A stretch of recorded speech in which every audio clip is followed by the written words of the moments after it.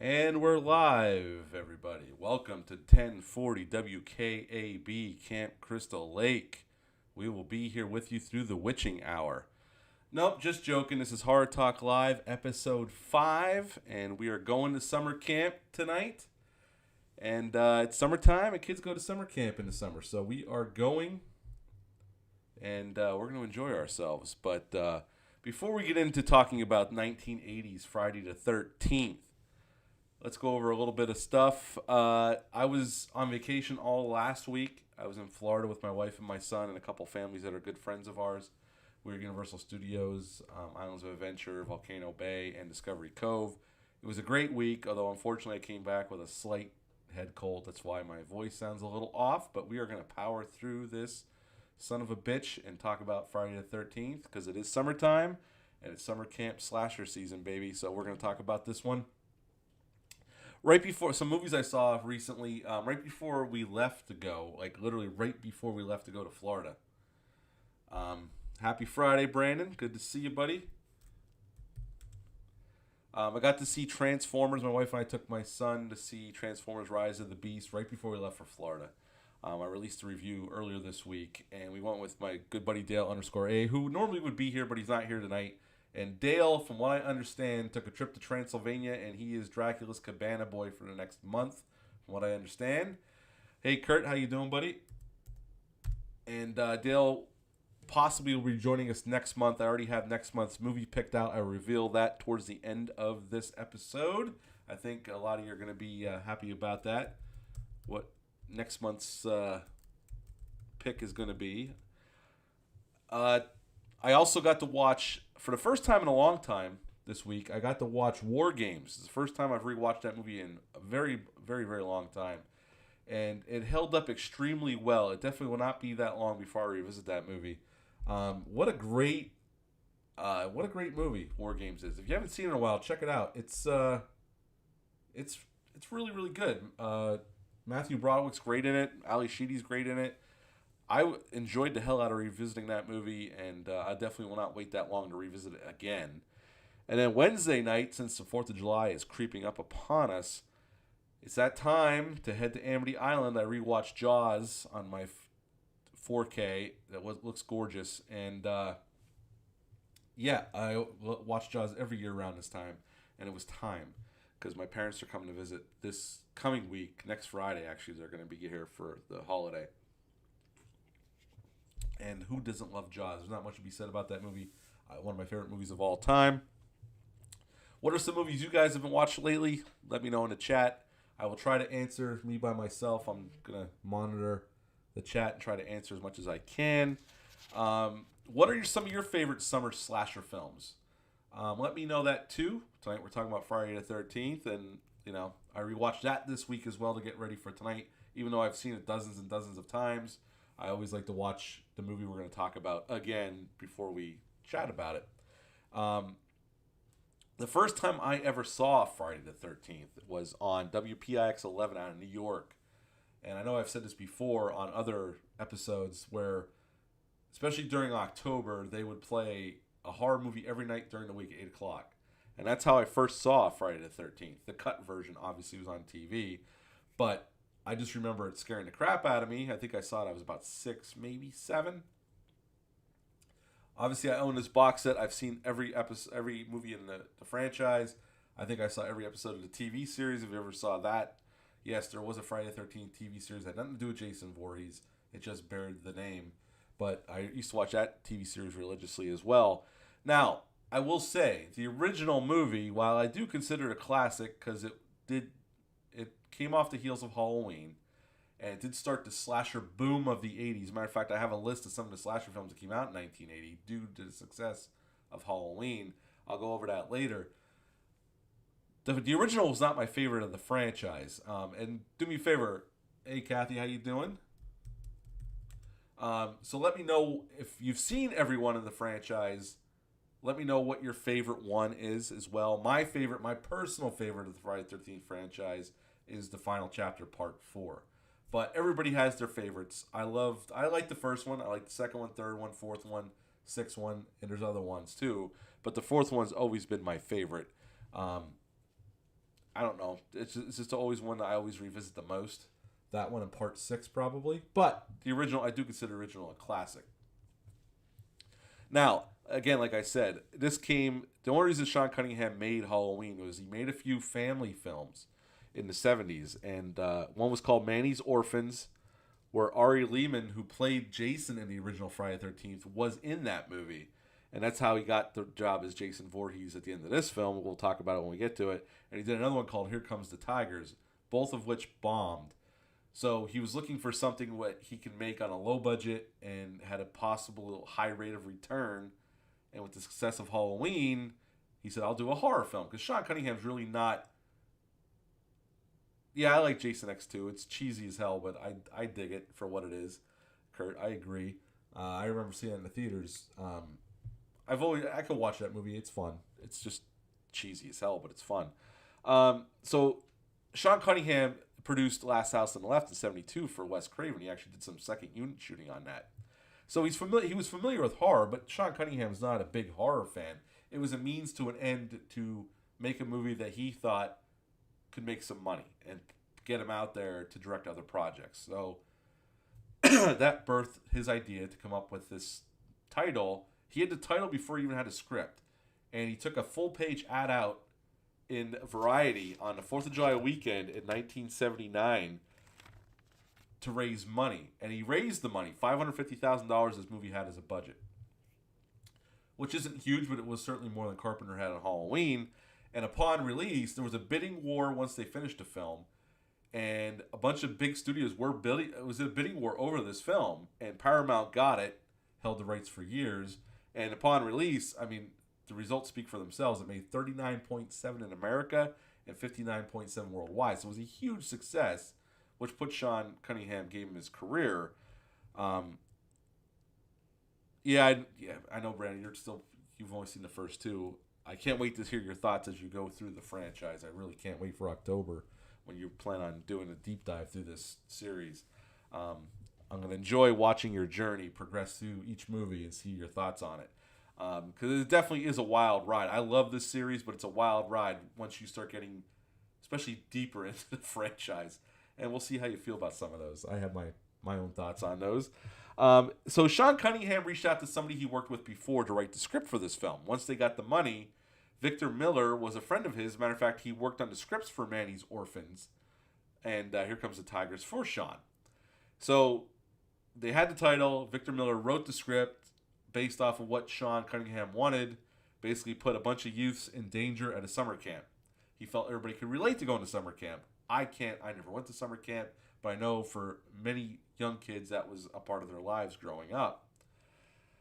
So Victor Miller went off, wrote the script. They started, one of the first crew members hired was the great Tom Savini, because of his work on Dawn of the Dead. The producers out of Boston loved Dawn of the Dead and loved his work on that. They hired Tom Savini, and shall we say the rest is horror history, because he came up with Jason. We'll talk about that later. Then they started casting. Now, in this movie, it's mostly unknowns, except for the one famous actor in this film, and that is Kevin Bacon. And Betsy Palmer. Betsy Palmer was around for many, many years as an actress. She hadn't done a whole lot leading up to Friday the 13th, so we'll go down the cast list here before we get into the synopsis of this film. I'm assuming you all probably have seen this one, but Betsy Palmer plays Mrs. Voorhees. We'll get into her later on. Adriana King plays Alice, our final girl of this film. Janine Taylor plays Marcy. She is Kevin Bacon's character's girlfriend in this film. Robbie Morgan plays Annie, the unfortunate cook of the camp, who's the first one to get killed in present day. And Kevin Bacon plays Jack. Now, Kevin Bacon wasn't Kevin Bacon yet. Kevin Bacon had been in Animal House in a small role, and then he did Diner in 82. He did this, which was a big hit. He did Diner in 82, but what really put Kevin Bacon on the map was in 84. And I know you know what that movie is, Footloose. Footloose put Kevin Bacon on the map and made him the actor he is today. Harry Crosby plays Bill, and yes, he is Bill Crosby's son. And he did acting from the mid-70s through the late 80s, mid-80s. And then he went into investment banking, and he's never gone back to acting, ever. So I thought that was pretty interesting. Laurie Bartran plays Brenda. Peter Brower plays Steve Christie, the owner operator of the camp, who's trying to reopen this camp that's been closed for many years. And Walt Gorney plays Crazy Ralph. I know he's a fan favorite. He gets killed in the second one. That's not a spoiler, Brandon, for you, because you saw the second one. He gets killed in the first 25, 30 minutes of the movie.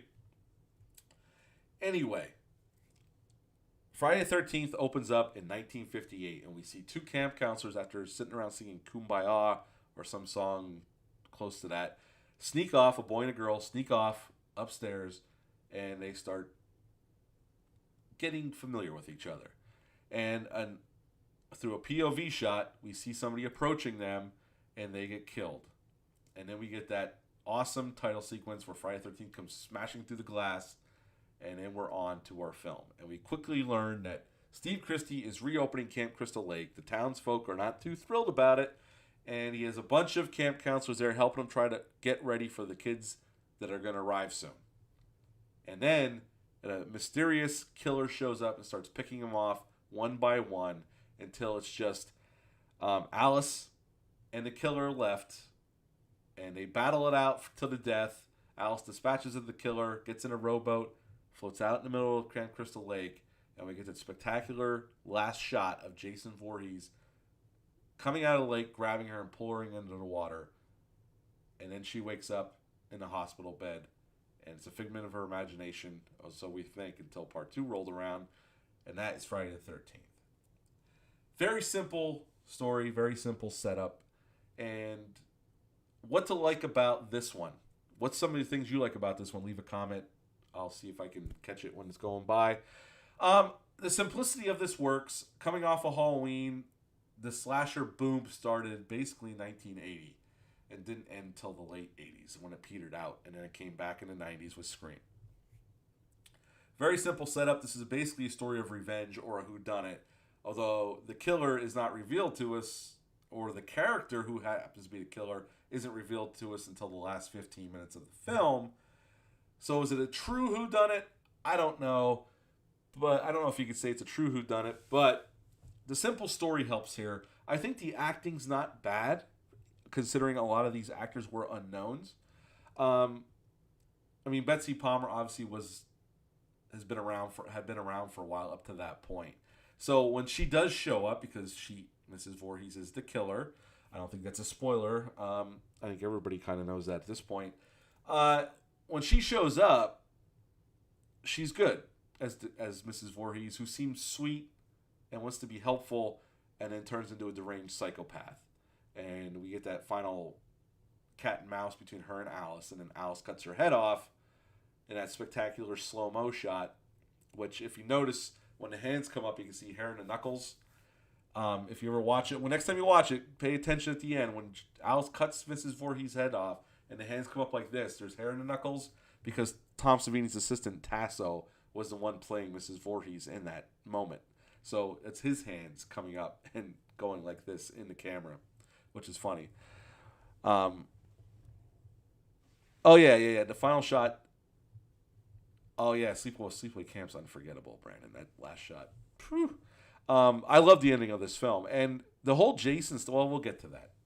We'll progress through the movie. I love the setting, the camp setting. I don't know if this was the first movie to do that. I can't say. But a lot of films in the 80s definitely ran with that. Not all of them. But a lot of films did use the camp setting. Even to this day, you see some retro slasher films that go back to the camp. And I love the setting of it. I love that they're kind of in the middle of nowhere. So the cops are nowhere near the help. And it's a small town. This film was actually filmed in Blairstown, New Jersey. And the camp is still open to this day.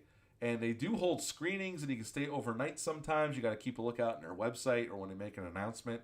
I know, Kurt, you were going to go the one year, but it was kind of pricey as well. But the camp is still operational. And actually, the camp really, where they filmed that, where I grew up, that camp was only about an hour and a half, hour and 45 minutes away from Tamaqua, Pennsylvania, where I grew up. And my family still lives. But I've never been there. But, you know, it's not that far from where I grew up. Um, like I said before, the acting's not bad here. For a lot of unknowns besides Betsy Palmer and Kevin Bacon, the acting's not bad. I think everybody's kind of likable, um, and they come off pretty well. They're all like supposed to be 18, 19. Yeah, it's a Boy Scout camp. Yep. Yeah, I remember you telling me it was very expensive because you were going to take my sister. Um, yeah, it would be cool to go there and see it screened, but for the amount of money they want, it's like, I don't know. But I like the setting, and knowing they shot at a real camp is cool. They didn't try to fake it or anything. And again, the acting's pretty good. I think the cast is pretty likable. All the actors are pretty good here for what they're given to do, which isn't a whole lot. Their job is to be likable, and then they get killed in gruesome ways, thanks to Tom Savini. The story about revenge, Mrs. Voorhees revenging the death of her son Jason, who drowned in 1957, a year before she killed the two camp counselors in 58. Um, I can see, I mean, and Betsy Palmer plays it really well at the end, where she seems sweet at first, and then she's just batshit crazy. And to see her sanity just in front of Alice in those final moments of the film, just go from kind of sweet, nice woman to you could just see her just losing herself in her insanity and wanting to kill Alice and wants to take revenge on Christy because she didn't want them to reopen the camp because it has all these bad memories for her. And the town thinks the camp is cursed. That's why they call it Camp Blood. And all these bad things have happened to the camp when they've tried to reopen in the past. There was fires, the water went bad. All these things are laid out during the film to give you the sense that this camp is doomed when Crazy Ralph shows up and starts spouting, "You're all doomed. You're all going to die if you stay here." All that stuff leads up to, Mrs. Voorhees' reveal at the end. And the kills, I mean, Annie's the first present day kill. And I like that. I like that first kill where she gets dropped off by this oil truck right out towards close to the camp, and she still has to walk it. She gets picked up by this Jeep. It's all through first person because we don't see the killer. We just see Annie. And then we get that throat slice, which is really well done by Tom Savini. It's a great first kill in modern day because the kills at the beginning in 1958, we don't really see much. A little blood, but that's about it. We don't see anything. So, and I watched her unrated cut that's in this box set. It's readily available now. It only adds a few seconds of gore that they had to cut to get the rated R. That the one kill that was cut back was the Kevin Bacon one, just by a little bit, by a few, maybe a second. There wasn't much difference in the unrated cut and the R-rated cut for that kill, but it's still a standout kill of this film, along with his girlfriend getting the axe in the face, which is spectacular. It still looks spectacular to this day. I like how it builds a little slowly. You do get to spend a little bit of time with the kids before the mayhem starts. Once the mayhem really starts, Annie gets killed first, and then once at the camp, people start disappearing and getting killed. It pretty much is a freight train right through the end of the film until we meet Mrs. Voorhees, and we see how batshit crazy she is. And then we get that... Sorry. Been battling this head cold all week. And that cat and mouse at the end of the film is really well done by Sean Cunningham. Now, Tom Savini and his assistant Tasso did a lot of the stunts as well. Like when Brenda gets thrown through the window when Alice is hiding in the kitchen, that was actually Tom Savini doubling for the actress. They did a lot of the stunts for them because the movie didn't have a lot of money. And Tom Savini was used to doing a lot of stunts. I don't think he got paid that much, Brandon. I couldn't find how much he got paid. They got paid some, but it wasn't a lot.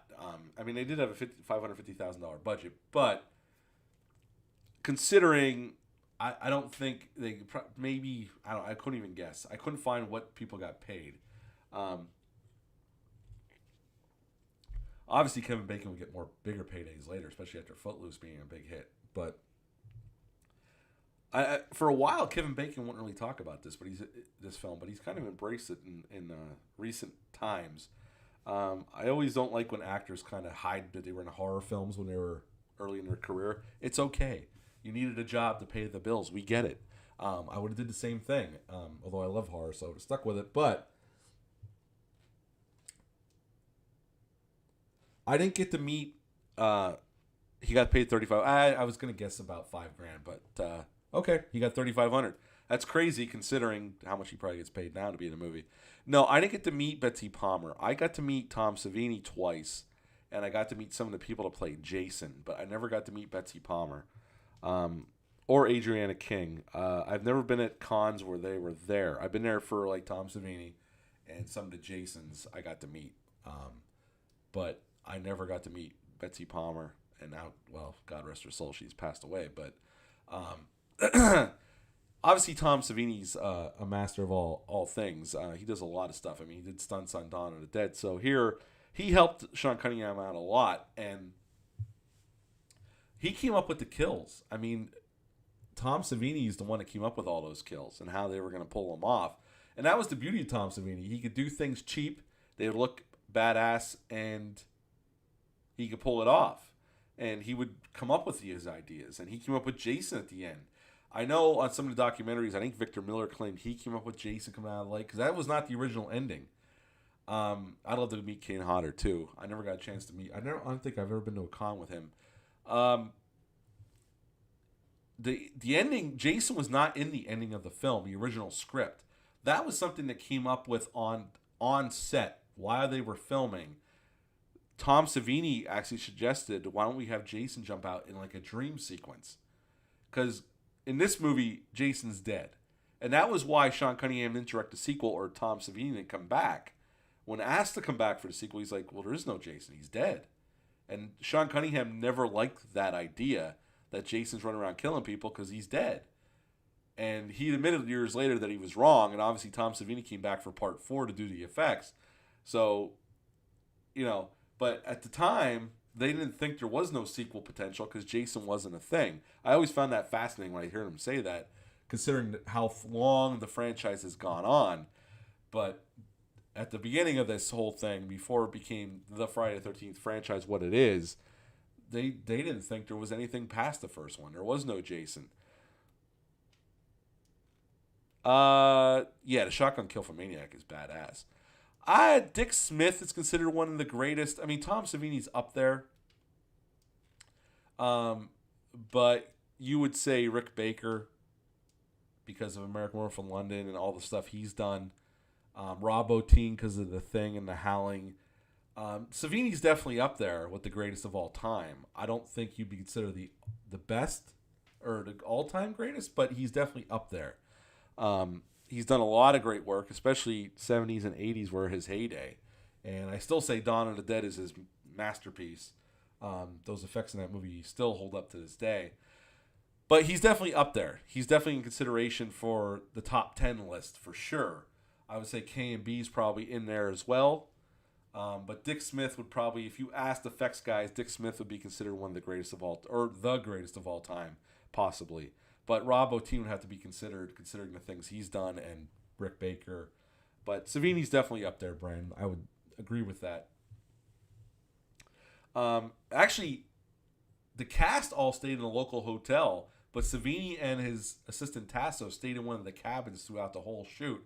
Now, they shot this film in like 28 days.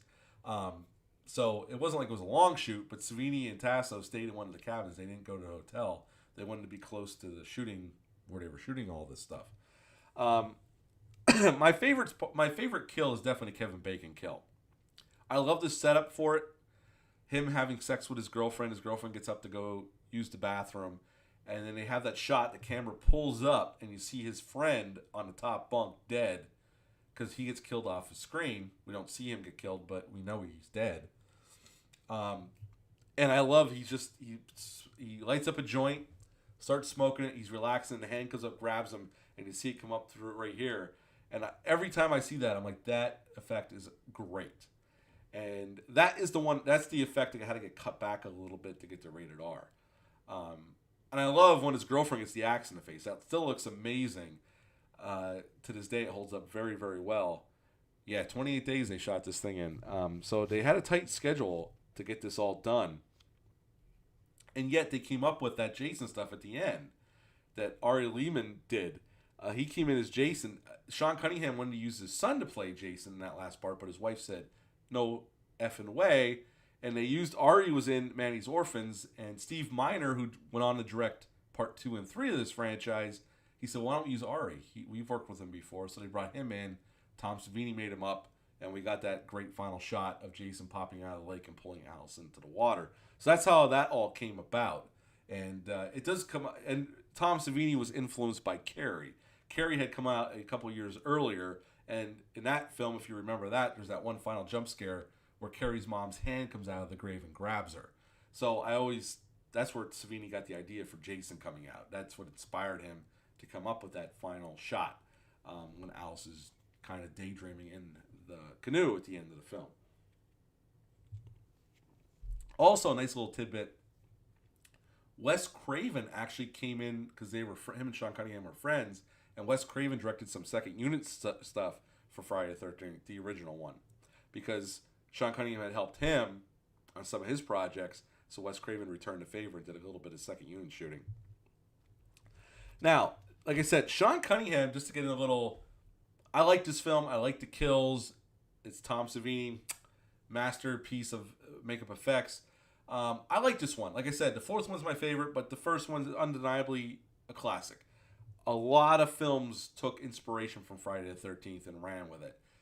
And Friday the 13th got it from Halloween. Even Victor Miller's admitted. My job was to basically parrot it off Halloween and make our own thing, but we're walking in Halloween's footsteps. Victor Miller's been on tape saying that. So there was no pretentiousness about why they were doing this film, because Halloween made a lot of money. John Carpenter did a lot with $300,000 and made a kick-ass slasher film. And a lot of people said, you know what? I want a piece of that because we can make some freaking money. And we got a slew of them. And I love slasher films, so I'm not complaining. But just to give you a little heads up here, Sean Cunningham, like I said, he produced Last House on the Left with Wes Craven. He produced a softcore porn film, too. Or edited it. I don't remember how it happened. I can't remember the whole story about that. But he was involved with a softcore porn film or something. But after this, he did a movie called A Stranger is Watching with Rip Torn. I'd never seen that one. That came out in 82. Then he directed Deep Star 6 in 89. I actually liked that film. I have it on Blu-ray. And then, yeah, it's a totally different vibe, but they were going for that low-budget slasher film. That was what they were inspired by. I'm not saying they ripped off Halloween, because it's definitely two different films, two different situations. But they basically took the blueprint of what Carpenter did, and they just changed the setting, came up with a new story, and they went off and did their own movie. But they do give a lot of credit to Halloween. The formula of what Halloween did, that's what they were taking inspiration from. That's what a lot of slasher films in the 80s took inspiration from. After Deep Star 6, Sean Cunningham did a lot of producing as well. He produced House. Steve Miner directed that one, because Steve Miner was Sean Cunningham's protege. He produced My Boyfriend's Back in 93. Obviously, Jason Goes to Hell in 93 as well. Jason X, Freddy vs. Jason, for the Friday the 13th 2009 remake, The Last House on the Left remake. So Sean Cunningham's been active all these years, but he's admitted many times he's not really a horror fan. It was more out of necessity to be in the business, to make some money. I appreciate his honesty. And obviously they had that big rights battle between him and Victor Miller that they finally settled. So hopefully we'll get a new Friday the 13th film. I'd be definitely up for that. But the one really interesting thing about some of the creators in this film is Victor Miller, who wrote this film. Victor Miller, I never knew this. I kind of heard this, but I didn't know to what extent. He was a prolific soap opera writer. Now, he wrote for just about every big soap opera that was ever on TV.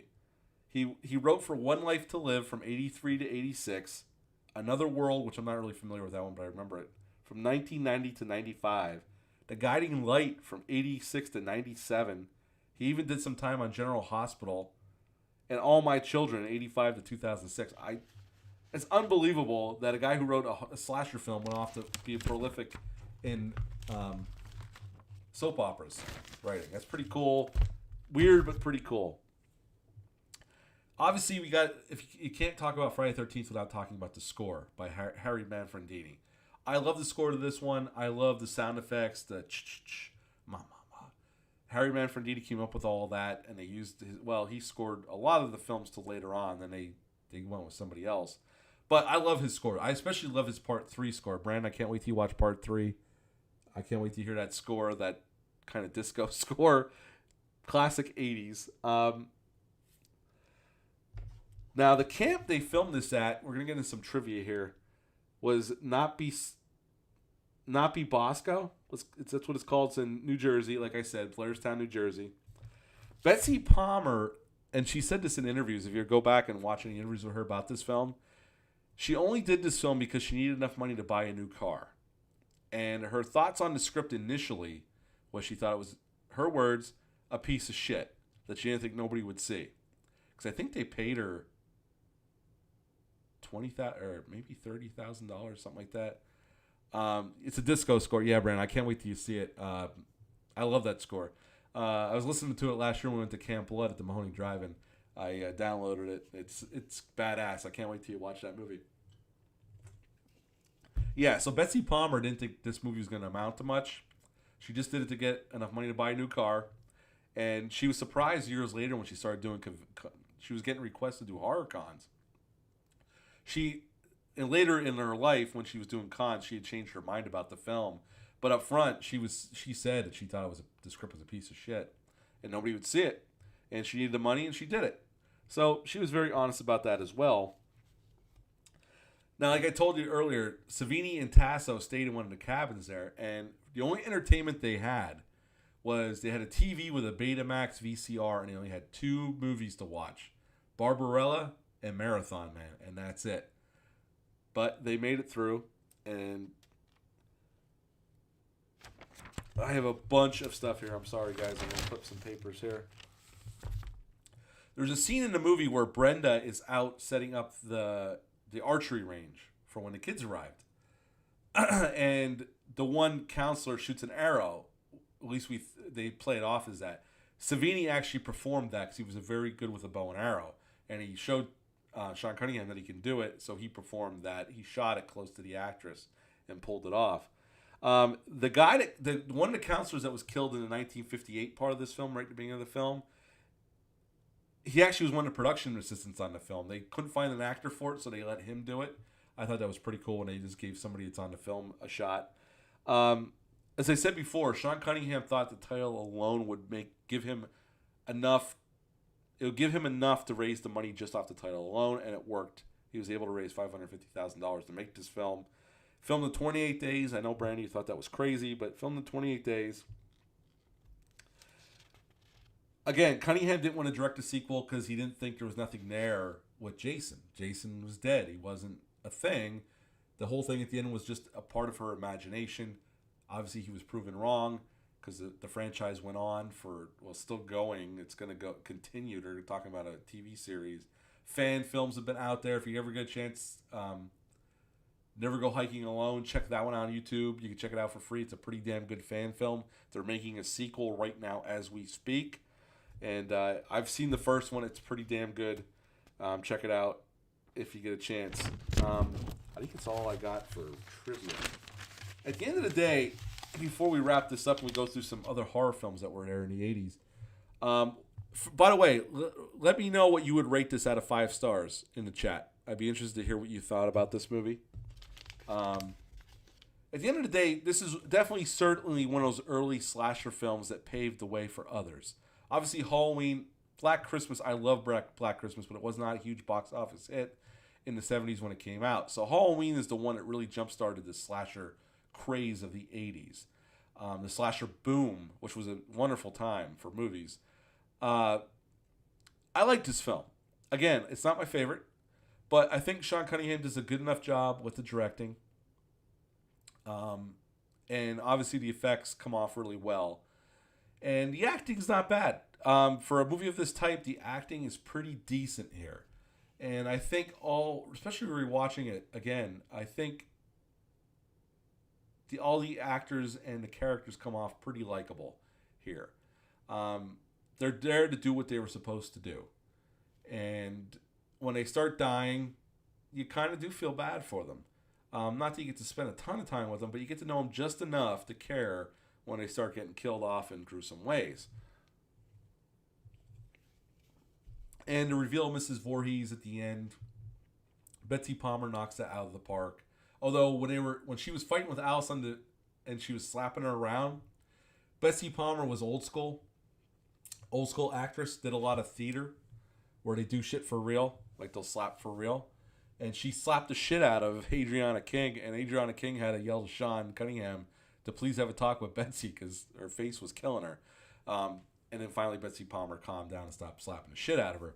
But yeah, Betsy Palmer was going at her for real for a little bit until Cunningham had to stop and say, look, Betsy, this is the movies. We don't really slap each other.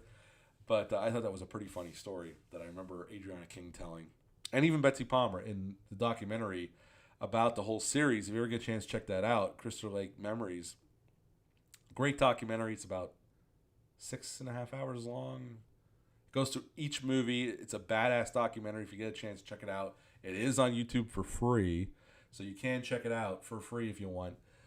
Just like the Nightmare on Elm Street documentary, that's badass, Never Sleep Again. That's on YouTube for free as well. So if you want to watch them, you can check them out.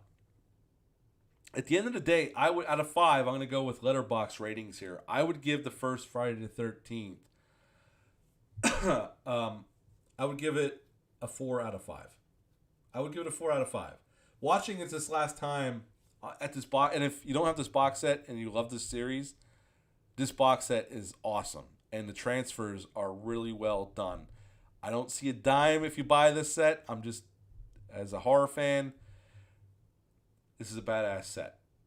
It really is. It was worth every penny because I had the old Paramount Blu-ray box set, but the transfers on here are better, and there's more special features. So it's definitely worth picking up if you're a fan of this series. But yeah, I give Friday the 13th, the original, a 4 out of 10, or 4 out of 5. That's where I'm at right now on this one. Sometimes I drop it a little bit. It depends.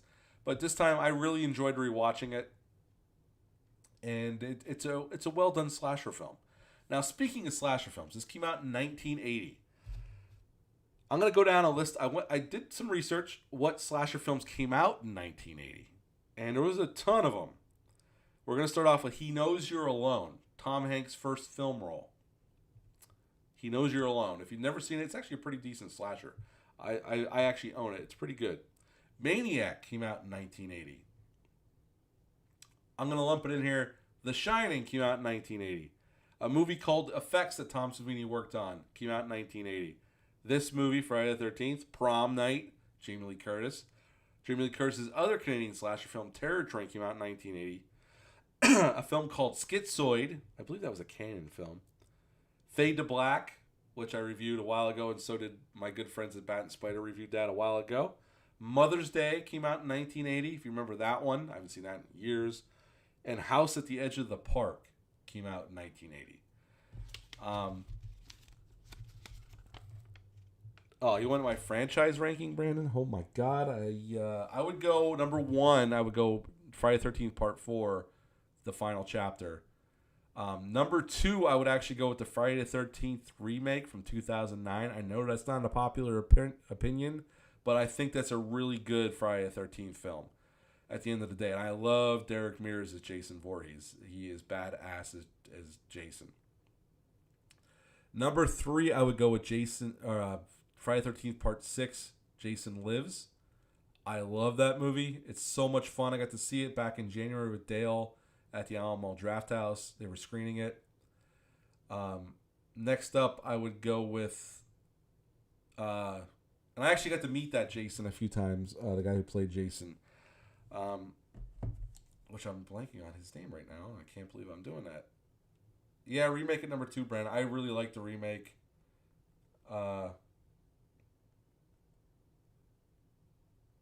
Yeah, I like the remake. I think it's really... I know it's not... Some people don't like that movie, but I do.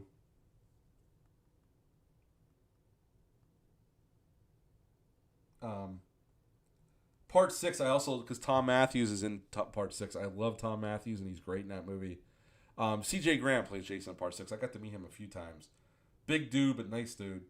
Big hulking dude. Ex-Marine. So what I do? I did 1, 2, 3. At number 4, I would go with the original Friday the 13th. Number 5, I'd go with Friday the 13th Part 2. Number 6, I'd go with Friday the 13th Part 3. At number 7, I would go with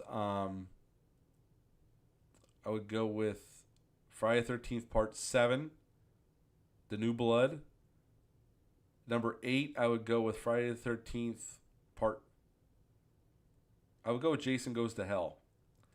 And I know that's not popular to say, but that movie is the gore effects in that movie make it worth watching that movie. After that, I would go with. I'm not including Freddy vs. Jason in this, just the Friday the 13th films. I would go with Jason X after that. And then last, because it deserves to be last, I would go with Friday the 13th Part 8, Jason Takes Manhattan. It has one great kill and maybe one other cool scene. Other than that movie's dog shit. And I'll stand by that to the day I die. It's bad. It's not a fun bad either.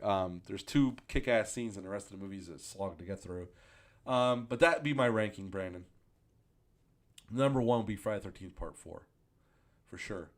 What do you think of the first one? What would you rate it on Letterboxd rating out of 5 stars? Kurt, what do you think of Friday the 13th, the original? What would you give it out of 5 stars? And anybody else out there listening? I mean, this is a movie from my childhood. I have nostalgia for it as well, because I've seen it many times over the years. This was on rotation a lot. This one and the sequel, they used to play this in Part 2 a lot, and in Part 3 too as well. They play Part 3 a lot as well with the disco score, Brandon. And Part 3 is famous for being in 3D, although I've never seen it in 3D. 3.5 on the first watch. Yeah, I'm usually around 3.5, 4. It just depends on how I'm feeling. It changes from time to time.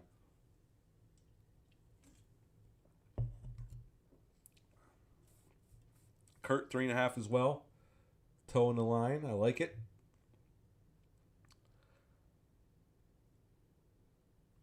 Yeah.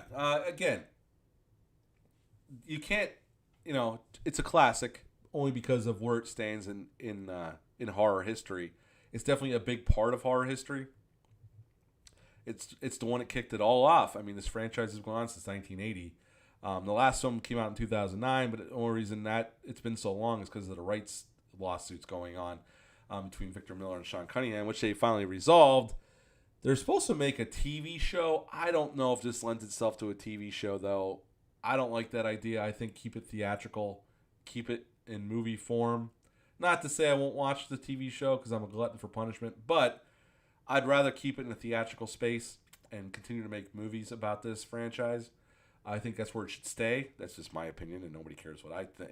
Nobody's paying me to make these movies, but I think it deserves to be in a theatrical space and deserves to be seen on the big screen at Halloween time or on Friday the 13th. They already did a Friday the 13th series. I don't know if anybody's watched it way back when it was on. I used to watch it, and if you've never seen it, it's basically about these antiquities artifact recover specialists, basically.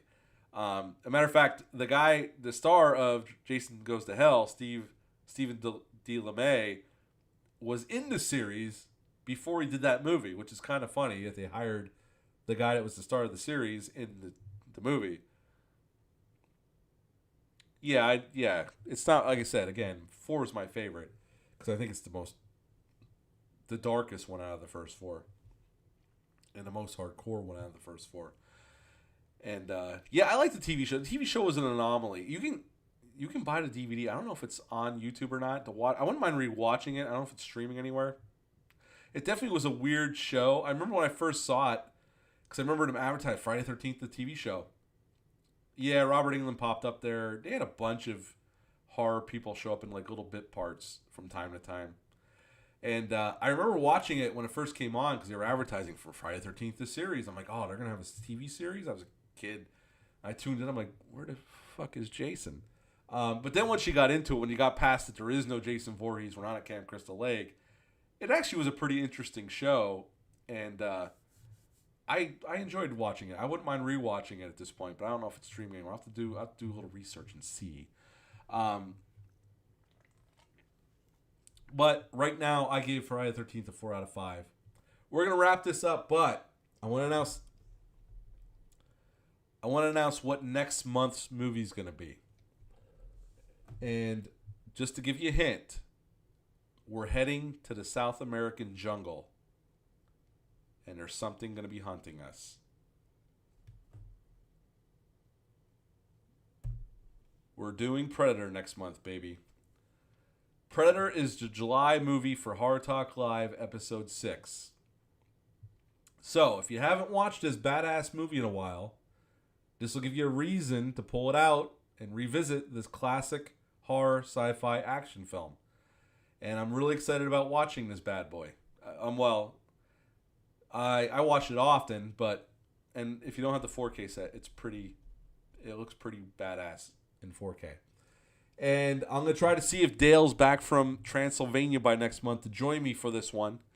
And I also might have another guest on the show. Phil from the Spook House podcast might be joining me at one of these upcoming episodes. I got to talk to him. But next month for July's episode, we are going to the South American jungle, and we're going to be going on a hunt. And I'm excited to talk about this one because one of my favorite movies of all time and an absolute classic. So I hope you're excited about this one. Next month, there you go, Brandon. I'm here to give you a reason to buy stuff that because you inspire me to buy stuff all the time, much to my wife's chagrin. But yeah, we're gonna head to the jungles next month, and I'm very excited about that. I'm gonna see if Dale will join me for that one. I will announce the date probably after the 4th of July. Once I look at the calendar, summer's kind of hectic, so I got to see. But definitely, we'll be doing Predator, and I'm excited about it. So start hitting the weights now. Get jacked to the nines because we're heading into the jungle to hunt something otherworldly, baby. Yes, we are. And yeah, Horror Talk Live episode 6 will be on Predator. Yes, first Arnold on Horror Talk Live. I'm excited about that as well. Absolutely. Monumental, baby. We're going to dive into some Arnold next month. And then we'll go from there. I don't know what August is going to be yet. But yeah, I think, Brandon, was I talking to you about Predator? I don't know. I was just talking about somebody did Predator. And that's why I'm like, you know what? Let's do Predator. Let's do it. But before we get out of here, do me a favor. If you're not subscribed to my channel, hit the subscribe button. It's free. And hit the thumbs up for me, please. I greatly appreciate that. And I want to thank you all for tuning in on this Friday night, spending your Friday evening with me. And I always appreciate you stopping by and saying hi, hanging out with me. And we will do it again soon. But for now, I'm just going to sign off and say, you all have a great weekend. Have a great Friday night. Don't drink too much. Or if you do, have fun with it. And I will see you soon. See you guys. Bye.